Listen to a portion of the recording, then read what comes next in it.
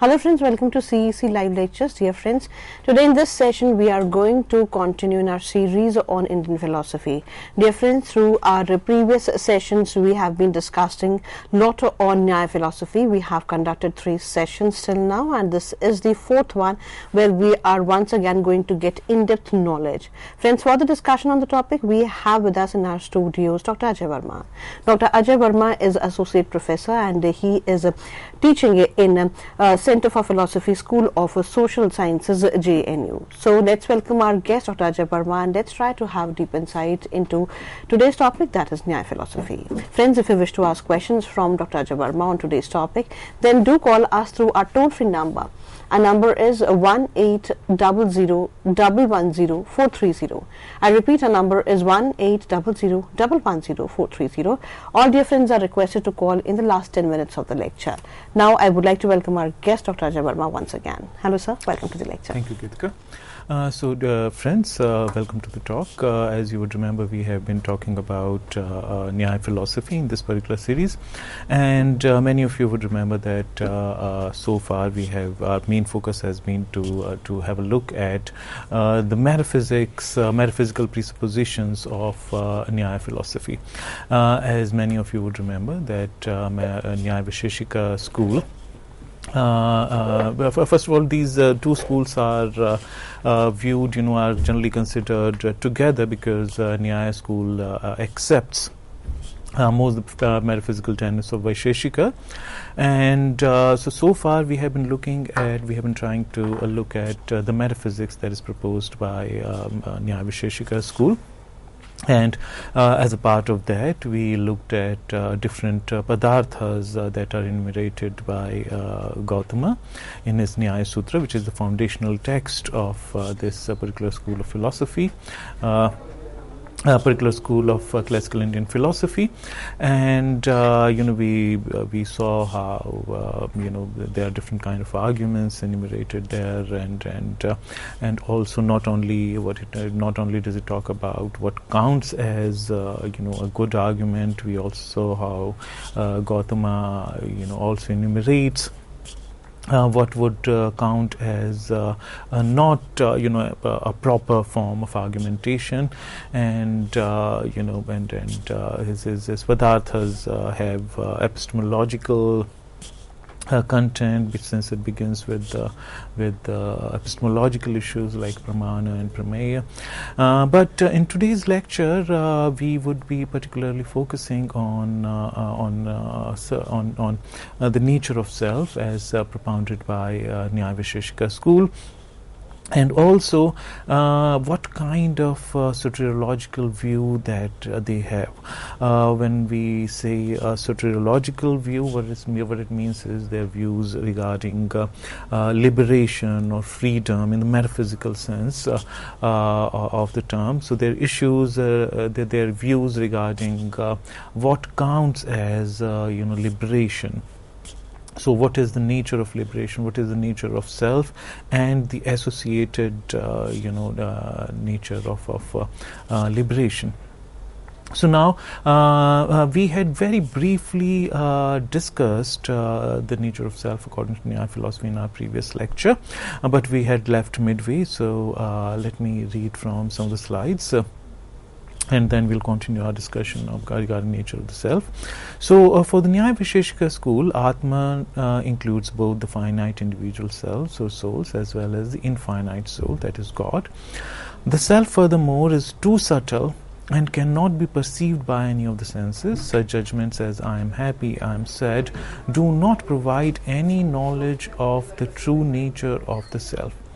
Knowledge of the self is rather inferred from pleasure, pain, desire, hatred, effort, and consciousness. These 6 are the specific qualities of the self insofar as they belong only to the self. Of these 6, 3, namely desire, effort, and consciousness, are common to both finite selves and the infinite self, that is God. Hatred and pain belong only to the finite self, since these are considered to be some of the negative emotions and therefore negative qualities that a self may or may not have. And the sixth, namely happiness, belongs to both the individuals and God. Though one should note here, God's happiness is eternal, while the happiness of infinite individuals is non-eternal. So the model of the self that we have before us, as propounded by Nyaya philosophy, is that of self, as a kind of a substance, which may contingently, not necessarily, have certain qualities, and certain qualities or certain properties, which include several qualities like awareness, consciousness, knowledge, which are not sort of which are not seen as substantially different from each other. And apart from that, any sort of willingness or cognitions, all these, and any kind of psychological responses. And we should understand here that we are talking about ancient times when the psychology was not considered to be an independent discipline in itself. So almost all schools of classical Indian philosophy have their own views regarding mind and the nature of mind and so on and so forth. So most of the schools have their own views on so to speak, psychology. So Nyayikas view self as some kind of an entity, some kind of a substance which may or may not have certain qualities, and such qualities include awareness, consciousness, knowledge, certain kind of sort of desires, feelings, and so on and so forth. But the point to be noted here is that self could pretty well be without that, and we should remember here that this kind of notion of self is in complete contrast with Buddhist notion of self, where notion is where there is no permanent self as such. So Buddhists believe that there is none of this kind of abiding substance that is there, that could be there inside us. Rather, what we call self is just an aggregate of different kind of feelings or cognitions or desire and so on and so forth. So whenever we look into ourselves, as Hume also says, we find only such kind of either feelings or some kind of impressions, and we do not have we do not confront ourselves, we do not find ourselves confronted with any impression related to what we could call self. So therefore, on that ground, Buddhists and in modern sort of Western philosophy, philosophers like Hume, they put very notion of the self into question. So they suspect where there could be any entity inside us that we could refer to as self at all. Quite in contrast to that, almost all schools of classical Indian philosophy, have a sort of have a notion of self, and some of them have a robust, notion of the self, where it's sort of viewed even as some kind of substance which could have properties like Nyaya Visheshikas. But another thing we should note here is that even on Nyaya account, we never have some kind of a face-to-face perception of anything that we could call as self. So Nyayikas would be in a certain way in agreement with Hume when he says that whenever we look into ourselves, we don't find any impression, and that we could refer to as impression of the self. But according to Nyayikas, Perception is not the only source of knowledge, as we are already aware. Naiyayikas believe in 4 different sources, 4 different possible sources of knowledge, which are perception, inference, analogy, which is called upamana, and verbal testimony, or the Vedic words. So we may not know self through perception, and as pointed out by Hume, but that doesn't mean that we cannot know self at all. According to Naiyayikas, self cannot be directly perceived either through some kind of external perception, or for that matter internal perception. We'll come to this point sort of when we talk later about perception.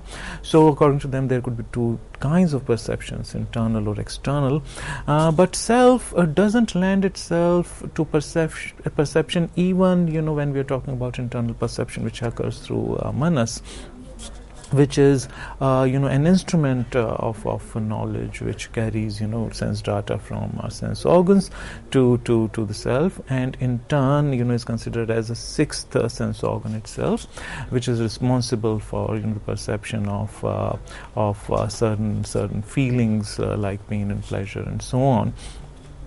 So even through manas, even through internal perception, we are able to perceive certain feelings like pain and pleasure and so on, but like pain and pleasure, self or soul doesn't lend itself to perception even by manas. Though manas nonetheless collects data from different external sense organs, and depending upon the situation, if we are talking about internal perception, it directly sort of knows the feelings and collects them and takes them to the self, where another additional property is produced in the self, with namely consciousness or awareness, and then that in turn produces another property in the self, which is that of willingness or cognition. After you've known something, then you may have a particular kind of psychological response to it. You may want to possess it, you may like it, you may dislike it, and so on and so forth. But so self is never available for perception directly, but since we are able to know pain and pleasure, we can infer that since these could only exist as properties, not as anything else, therefore there must be something else associated with it. So self is indirectly known, is known through indirect means. The term for that is paroksha. So it's mediately known and not immediately known in Nyaya Visheshika system also. So it's a subject of inference, not a subject of perception. Now about the nature of self, the Nyaya Visheshika system believes in a permanent self as opposed to Buddhist idea of self, and makes cognition, that is jnana, awareness or consciousness, which it describes as the basis of all life's activity, one of its possible attributes. In addition to this, 5 other specific attributes which the self may contingently have are of psychological nature. These are attachment or rag, aversion or dvesh, pleasure or sukha, pain or dukkha, and volition, yatna. Of these 6 attributes, jnana and yagna correspond to cognition and conation, and the remaining 4 may be viewed as roughly representing what would now be described as the effective side of the mind. So these are the different attributes, which are considered to be associated with the self. So self not only could have, so knowledge is also very importantly viewed as a property of the self, which is very much since we know that Nyayikas are realist, we must understand that their notion of knowledge is quite in contrast with the idealist notion of consciousness or awareness, as we find it, say for example, in Vijnanvada school of Buddhism, or for that matter, Advaita Vedanta, which also proposes idealism of a different variety. So their self and awareness and consciousness, these are not viewed as different entities having any sort of differential or differentia among them. So nature, self is supposed to be of the nature of consciousness. So it's this consciousness as such is what could be alternatively called as self. Whereas Nyaya philosophers, being thoroughgoing realist, they look at self also as a prameya, as as a member in the set of knowables, and if it's if it's an independent member in the set of knowables, and if knowledge is also an independent entity as such, then one has to take them independently, and so they would have to think of some kind of a relationship that might exist between the two, which is quite in contrast with Advaitin's notion. So therefore, self could contingently have awareness, knowledge, awareness, or consciousness, but not necessarily. And then we also must understand, actually, one of the arguments that they offer against this is that in the state of deep sleep, in the state of unconsciousness or swoon, we know that self could be without any consciousness. So when we are sleeping, self abides without any consciousness as such, or without any kind of awareness as such. Similarly, in a state of swoon and like situations, self is there, but there is no consciousness, or there is no accompanying awareness, which lends credibility to the view that self could be with or without consciousness, awareness, or knowledge. So now the three attributes of cognition: feeling and volition. So the three attributes of cognition, feeling, and volition are in any specific case supposed to manifest themselves in the self in a particular order. So first there is knowledge or awareness, then there is desire for that, since when we come to know, when we come to have knowledge of something, then we know what to do with that object. We may desire it, or we may be indifferent to it, we may dislike it as well, and depending upon that, there is some kind of a volition in us. So we may, corresponding to sort of what kind of psychological response is generated in us, whether we desire or whether we dislike, or so on and so forth. We would, depending upon that, we would perform some kind of an action. So if we don't like the object, there would be some kind of corresponding volition. If we dislike the object, there will be corresponding act of volition. So there is a certain order, that exists between these different kind of attributes that are associated with the self. So because we have to know a thing before we can feel the want of it, and it is to satisfy that want that we will to act. Feeling, therefore, mediates, should be viewed as mediating between cognition and cognition, both of which are also attributes of the self. So there is a certain order. That's the point that is being made here about Nyaya philosophy. Further than that, we should also understand that Naiyayikas make a distinction between presentative cognition, which is the word for that is anubhava, and representative cognition, or smriti, or remembrance. The former generally leaves behind a trace or impression called bhavana or sanskar, which abides in the self, and when revived leads to recollection of what was previously cognized. That is smriti or memory. Such bhavana is the seventh specific quality of the self. So, apart from the six qualities that six attributes that we enumerated, so some Naiyayikas also believe that cognition, that could be also, that's attributed to the self, could be of presentative character or representative character, and as we would see later on, knowledge is always supposed to be of is always supposed to have the character of presentativeness. It's always presentative in character.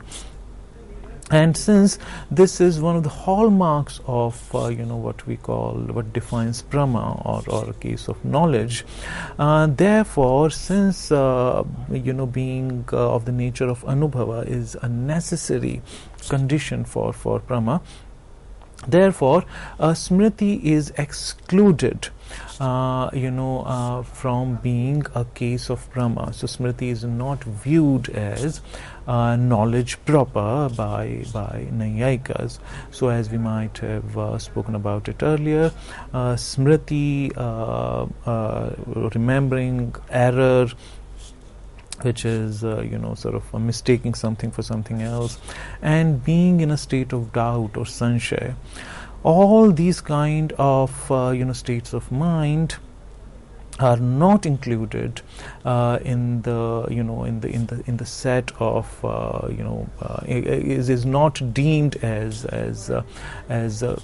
cognition that would qualify as knowledge. So these fall outside of the purview of what we could call Brahma. So this distinction between a cognition being anubhava or presentative, or being representative in character like in smriti is important. So anubhava is supposed to leave some kind of impression on our mind, which is called bhavana or sanskar, and which abides in the self for a long time, and whenever it is revived by looking at something again, like, oh, this is the same place where I visited 10 years ago. So cases of cognition like that lead to revival, or are caused by the revival of these sanskaras or bhavana, and lead to recollection of what was previously cognized. But since this is the recollection means leads to some kind of cognition which is representative in character, where the object of knowledge is not right there before us. Therefore, since it is representative in character, refers to sort of something not that is present before us, but something that is that was some time back there. For that reason, it is not included is not included in the definition of knowledge, which should be of the nature of anubhava. So therefore, but nevertheless, smriti or memory is considered, such kind of bhavana is considered as the seventh specific quality of the self. And now, as far as the relationship between self and consciousness is concerned, consciousness and knowledge are supposed to be adventitious qualities of the self. Consciousness is not, according to Nyaya philosophy, an essential quality of the self, which is proved by occurrences of deep sleep and states of swoon or state of lack of consciousness. Consciousness arises when self or soul comes in contact with the mind. That is manas, and mind comes in the contact with the senses. Self, though eternal, is itself unconscious like material things, but unlike them, it may have consciousness contingently depending upon other conditions. So, as pointed out earlier as well, self, in its pure original form is without any kind of attributes or accompaniments. It is only when our senses lend themselves open to the world around us that some kind of a sense data, is gleaned by our sense organs. And that sense data is in turn collected by manas, which is internal sense organ, and manas in turn, acting like a messenger, delivers that sense data to the self.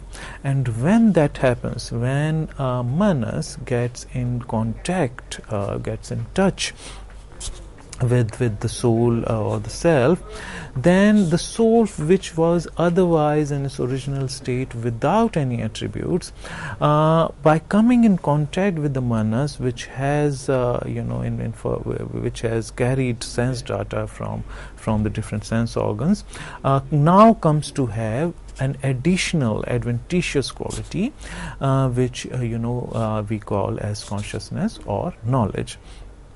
So, self, though eternal, is itself unconscious. So, this is a very unique kind of a view regarding self that we find in Nyaya philosophy, where self is considered eternal, but is originally supposed to be unconscious like material things. So originally it's supposed to be devoid of any consciousness.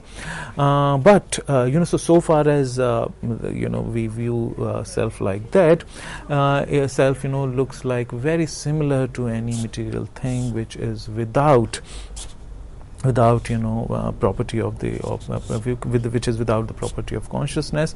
But unlike what distinguishes self from material objects is that material objects may never come to have consciousness. Say, for example, a wooden table adjacent to us, though material, would never have consciousness, but self may have it depending upon certain conditions. So friends, we will continue our discussion on the idea of self and consciousness in Nyaya philosophy, and their related soteriology. We'll talk about that when we return after a short break. Thank you.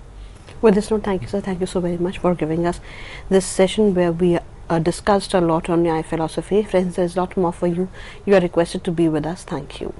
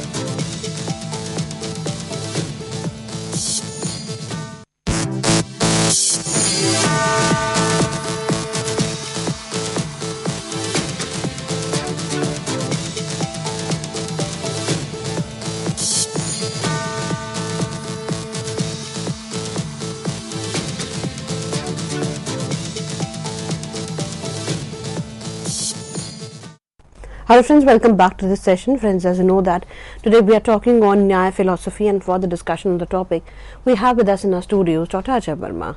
Dr. Ajay Verma is Associate Professor in Center for Philosophy, School of Social Sciences, JNU. Dr. Verma has immense experience, and through his experience, we always get in-depth knowledge on various topics. Friends, if you wish to ask questions from Dr. Ajay Verma on today's topic, then do call us through our toll-free number. Our number is 1800110430. Now, I would like to welcome our guest, Dr. Verma, once again, and would request him to continue further. Hello, sir. Welcome back to the session. Thank you, Geetika. So, friends, welcome back. We were talking about the nature of self and liberation, the nature of self, consciousness, and liberation according to Nyaya Philosophy. So, we have sort of already known that consciousness is considered to be an adventitious property and of the self on Nyaya on Nyaya account, which is a very unique take on the issue, because self, is supposed to be in most the other schools of thought, as far as classical Indian philosophy is concerned, it's supposed to be not an adventitious quality, rather a permanent attribute of the self. So, self is supposed to be of the nature of consciousness. So, this view of self as the view of self, which could be with or without consciousness, seems to come close somewhere, if you look at it closely, to to Charvak philosophy, who view consciousness not as a property of self as such, but they view it as a property of the sharira, of the body, of the material body itself.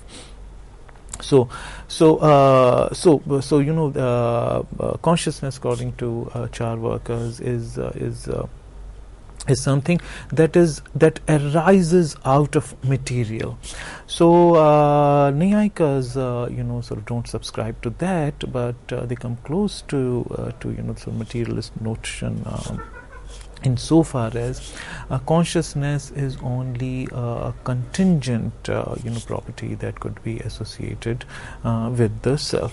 Now, having understood that, let's look at what Nyayikas have to say regarding the ultimate state of freedom or liberation, because as we have been sort of talking about it, as far as classical Indian philosophy is concerned, and there you engage into an inquiry into a particular topic. Basically, the ultimate end of any philosophical inquiry is to get liberation, to get spiritual liberation of some kind, and Nyayikas are not an exception. Actually, Charvakas are the only exception to this, who don't have any view of, who don't believe in any state like moksha, and furthermore they don't have any view of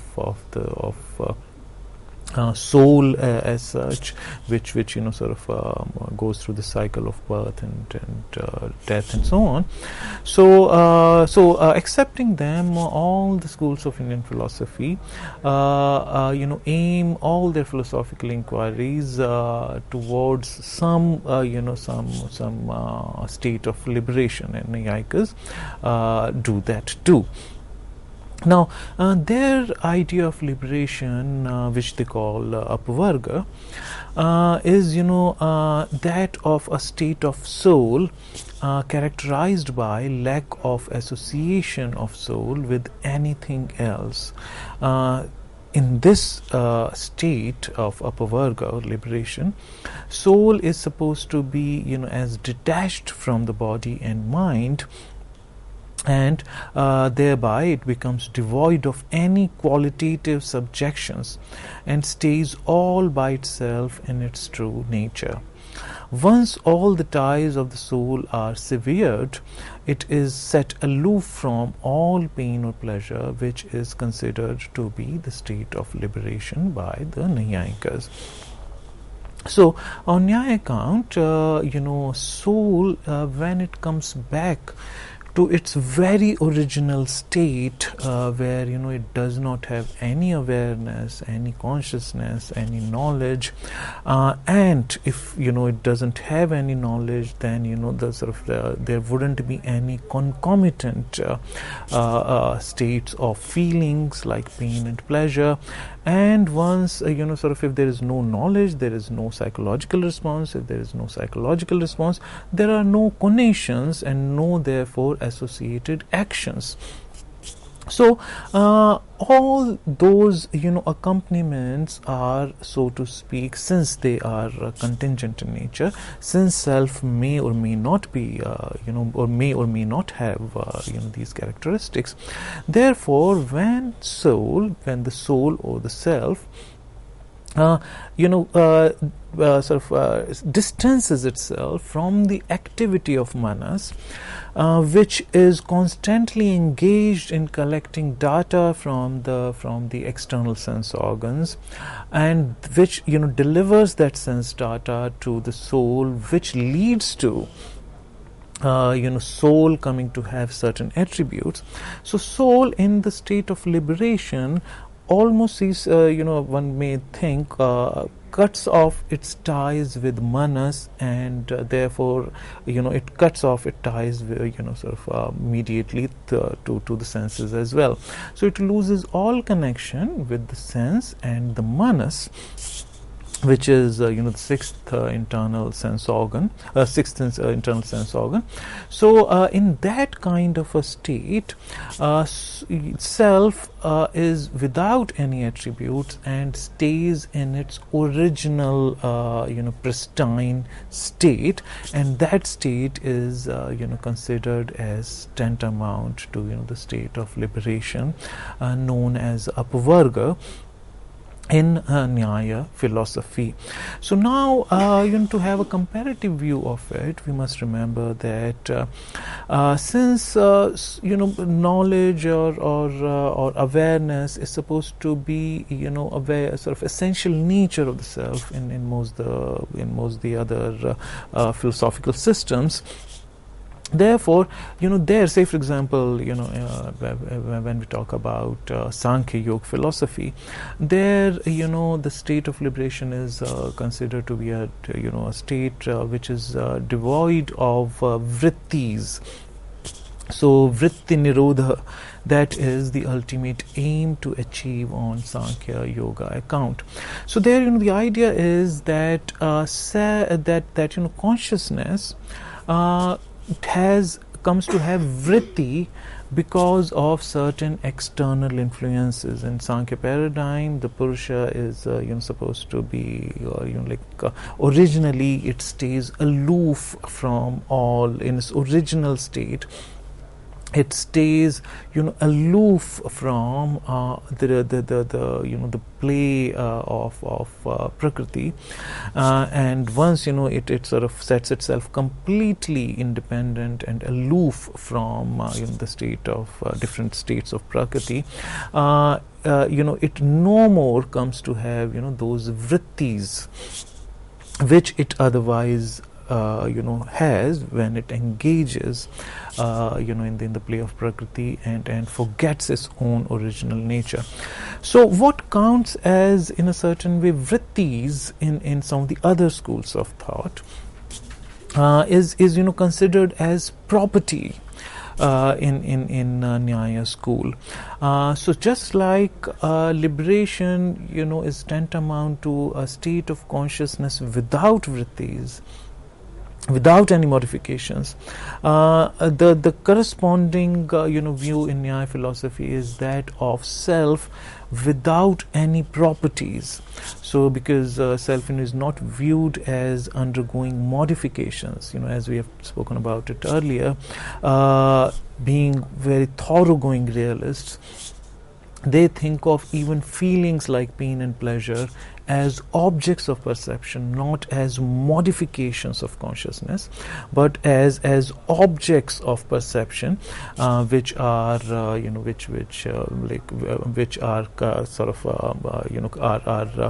become available, which lend themselves to manas. and manas sort of comes into contact with these objects, and then delivers and collects them, and takes cognition of them and delivers the data to the self.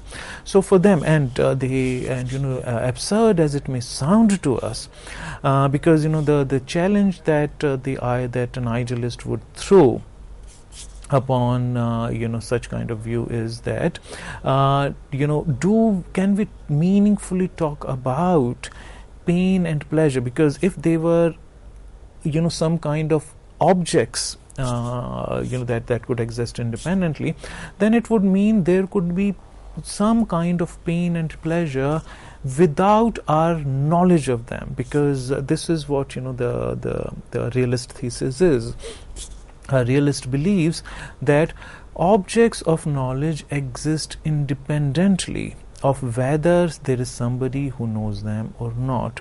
Idealism is quite contrary to it, as we know about Berkeley and a brand of idealism, which states that for an object to be, it must be perceived. So to be is to be perceived, as he has is known to have famously said. So as opposed to that, any realist would believe that objects of knowledge exist independently of our knowing them. If therefore, on that account, if pain and pleasure are also objects of knowledge, not modifications of consciousness, as supposed by many other schools, in that case, we should be able to meaningfully talk about pain and pleasure, where pain and pleasure are not known, meaning there is nobody feeling pain and pleasure, but the pain and pleasure is there. Now that sounds like an absurd, idea to propose. But then Naiyayikas, especially Jayanta, gives us several examples where we may be undergoing some kind of feelings, but we may not be aware of them, because manas is not in contact with that particular. Say for example, at any given time there are so many things that are available in our visual field. But there are several objects which are a part of my visual field, but right now when I am focusing on delivering this lecture, I am not aware of all those objects that are still a part of my visual field right now. So say for example, if you are walking in a park in early morning, and you are involved in deep thinking, so even though sort of that pleasant feeling of your if you're barefoot, of your paws touching the grass, even though that is happening, you are not aware of it. So the feeling is there, but you are not aware of it, because you're involved in thinking something else. So through such examples, Naiyayikas try to prove that feelings could exist objectively without there being any registering of them, without there being knowledge of them. As a matter of fact, there could be even stronger examples, like say for example, two boxers engaged in a bout with each other. So even when they are injured, and there could be sort of as a matter of fact pain happening to them, but while while fighting the bout, they're completely focused on how on sort of hitting the opponent. They remain oblivious to it, and they start feeling the pain only when they come back after the bout to come outside the ring. So they register, their mind, which is called manas in Nyaya philosophy, starts actually registering the pain only when it is no more engaged in something else. And manas, sort of, we must know, is supposed to be of the of subtle nature here. It is supposed to be atomic in nature. So, unlike self, which is considered as Vibhu, omniscient, it is very subtle and small, atomic in nature, and it can be in touch with only one of the sense organs at a particular time. But because of its subtle nature and small nature, it is very, very fast. Therefore, it can collect data, very, very fast from different sense organs. So, but whether like we are feeling, whether certain feelings might exist before us, but they are not registered, they don't become a part of our awareness until and unless manas focuses on them. So this is how Nyayikas try to prove that feelings could are sort of independent, so to speak, knowables, and they could exist without there being any awareness of them. So this is how. They sort of their notion of the self and its attribute is very, very different from the notion of self which we come across among other in other schools of thought and Indian philosophy. So this was about how liberation or pavarga is conceptualized by Nyaya philosopher, and to quote directly from the text, let's sort of read how Vatsyayan, the one of the best known commentators on Nyaya Sutras, Gautama's Nyaya Sutras, what does he have to say on the nature of on the notion of self? So he sort of I quote, the omniscient self is the seer, the enjoyer, and the experiencer of all things. The body is the place of its enjoyment and suffering, and the sense organs are the instruments for enjoyment and suffering. Enjoyment and suffering are cognitions of pleasure and pain. The inner sense or manas is that which can know all objects. Actions or pravritti are causes of pleasure and pain. So do the doshas, defects, namely passion, envy, and attachment. The self had earlier bodies than this one, and will occupy other bodies after this one until the achievement of moksha. So it is kind of sort of an unceasing cycle unless one achieves moksha. This beginningless succession of birth and death is called as Pratyabhava. Pratyabhava in Nyaya philosophy. Experiences of pleasure and pain along with their instruments, that is body, sense organs, etc., are the fruits or phala, or the consequences. Pain is inextricably connected with pleasure. In order to achieve moksha or apavarga, one should realize that all happiness is pain ultimately. So happiness is as temporary because attributes are all temporary. Only permanence lies only with the self. It may or may not have those attributes. So happiness is also contingent. So, when one should realize that all happiness is ultimately pain, which will result in detachment. And if one has this kind of view, this would result in detachment, and detachment in the long run would result in freedom or apavarga, according to Vatsyayan. So now, having looked at soteriology as proposed by Nyaya Vaisheshika school, let's look at their epistemology, their view of cognition, knowledge, and so on. And we should also realize here that unlike Western epistemology, where knowledge, knower, and the known are the only three components to study, As far as Indian philosophy is concerned, there is one additional component that we could sort of refer to as pramana.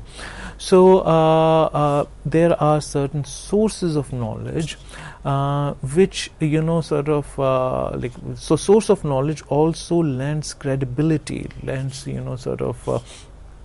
the element of truth to a particular piece of cognition. So, say for example, when we talk about Shabda as pramana, the truth of what is said, in the scriptures derives from the very source of where or where it is coming from.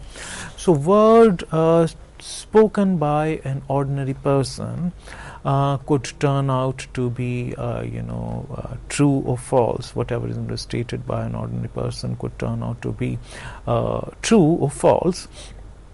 But since Vedas are a special case, and Vedas come along with their own authority, and on Nyaya account Vedas are the words of God, therefore Vedas being a special source of knowledge, they lend some kind of a truth value to their content. So their content has a certain kind of truth value which is derived from the source where where it is being generated.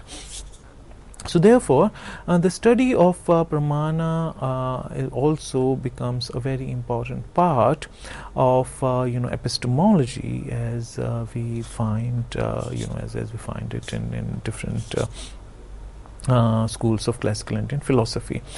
Now, as far as cognition is concerned, cognition could be of two types, as we saw earlier. It could be presentative or representative. It could be sort of anubhava, yatharth anubhava, or it could be representative, as is the case of remembering or smriti.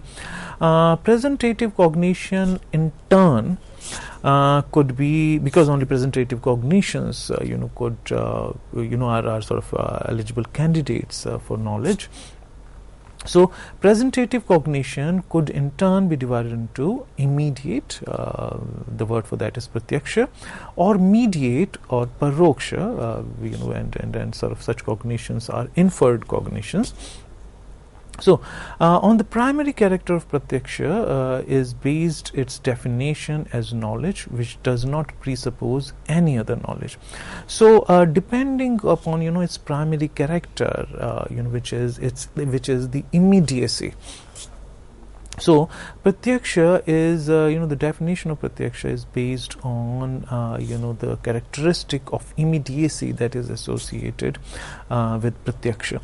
As a matter of fact, we must understand here that as far as Nyaya school of philosophy is concerned, after Gangesha there are some significant there is a significant turn in especially in methodology of Nyaya school, and therefore Nyaya school is divided into two, sort of is viewed as having some kind of distinction between what is called Prachina Nyaya, starting from Gautama's Nyaya Sutras, and there are several commentaries including Udyotkara, including Vatsyayan and Jayant and so on, and after Gangesha their methodology changes a lot, and there is more focus on trying to create a new language for philosophization.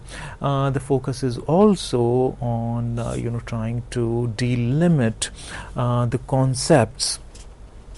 So, say for example, and delimitation would require giving a proper definition of an object, telling sort of talking about the essential qualities that are associated, which are characteristic of a particular object, and also at the same time what are not the characteristics of what is essentially not associated with a particular idea of an object.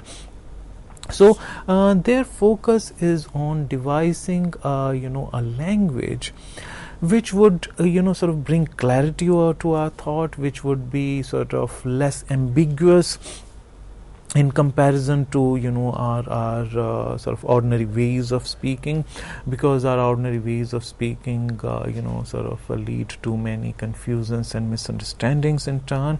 So there is a marked difference in methodology in old Nyaya school and Navya Nyaya school, where Navya Nyaya school sort of as we discovered, as we just sort of talked about it, is more focused on what is called also bhasha viched, which is analysis of language, trying to devise new language. Their focus is also on avachhedak, meaning delimiters. What are the factors that delimit sort of our conception of something. So this difference in ideology also brings sort of distinction in the definition of pramanas and so on and so forth. So as far as as far as new school of Nyaya is concerned, their definition is broader, is more general, and they are more keen to look at pratyaksha as sort of the distinctive mark of pratyaksha being immediacy. Whereas in the old in the old view, there's another sort of definition that we take into account, where sort of what is most definitive of a case of pratyaksha is what is called indriyartha sannikarsha, meaning the contact between the object and the sense. So the essential characteristic of a perception is that our sense organs must come into contact with the object that is perceived, and unless that happens, that cognition wouldn't qualify as perception. Now the Navya Nyaya school sort of challenges this definition on certain counts. According to them, some kind of sense-object contact could, could be thought of as happening even in the cases of smriti and so on, and it excludes the knowledge of God. So friends. We'll talk more about sort of the definition of cognition and different pramanas in our next lecture. So due to paucity of time, we'll stop here today. Thank you. With this note, thank you, sir. Thank you so very much for giving us this session, friends. We are going to meet again soon. Till then, take care. Goodbye.